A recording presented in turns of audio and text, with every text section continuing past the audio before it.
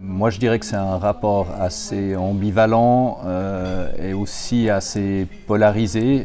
Il y a ceux qui adhèrent, qui aiment, enfin, qui sont vraiment intéressés. Et il y a ceux qui détestent. En Suisse, le rapport au Tour, historiquement, il est quand même un petit peu plus compliqué. C'est un petit pays. Il y a moins eu de grands exodes rural avec, liés à une ère d'industrialisation forte.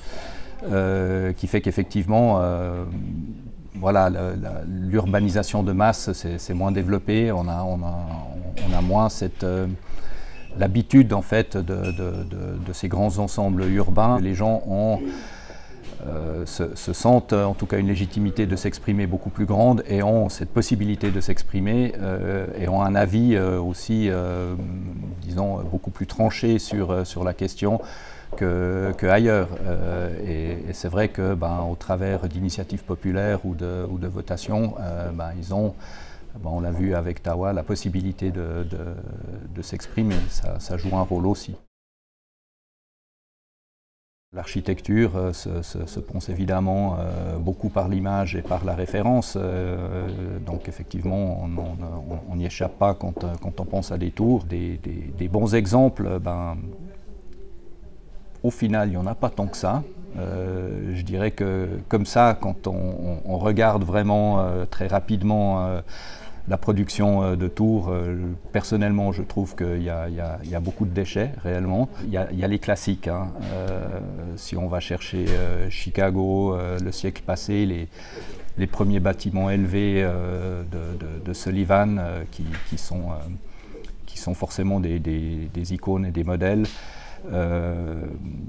Mais qui reprennent des codes très classiques avec un socle, un corps, un couronnement. Mais qui restent toujours très intéressants parce qu'ils ont vraiment une capacité de s'intégrer dans un tissu existant qui est remarquable. Ensuite, si on va chercher dans des exemples plus récents,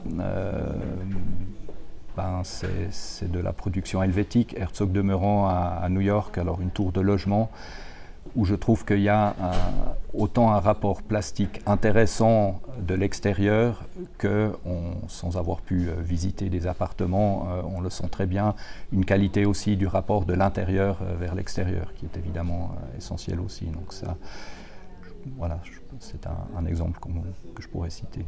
Du fait d'habiter en hauteur, c'est évidemment profiter de la vue, ça veut dire de trouver les bons cadrages et les bonnes proportions de fenêtres. Je trouve très important de garder un rapport avec le sol. Typiquement, des contre-cœurs trop hauts, je trouverais ça très étrange, voire même un petit peu un peu inquiétant parce qu'effectivement on se déconnecte du sol et je trouve que c'est justement être en hauteur et avoir quand même un rapport avec le sol, c'est quelque chose de très intéressant, surtout quand on habite en hauteur. Pour moi, ça augmente finalement la sensation et d'être en hauteur et quand même ne désincarne pas complètement l'environnement. On n'a pas plus que le ciel. Donc ça, c'est quelque chose que le rapport de la fenêtre avec le sol, donc plutôt des fenêtres qui descendent bas, c'est quelque chose qu'en tout cas on privilégie dans ces projets en hauteur qu'on développe.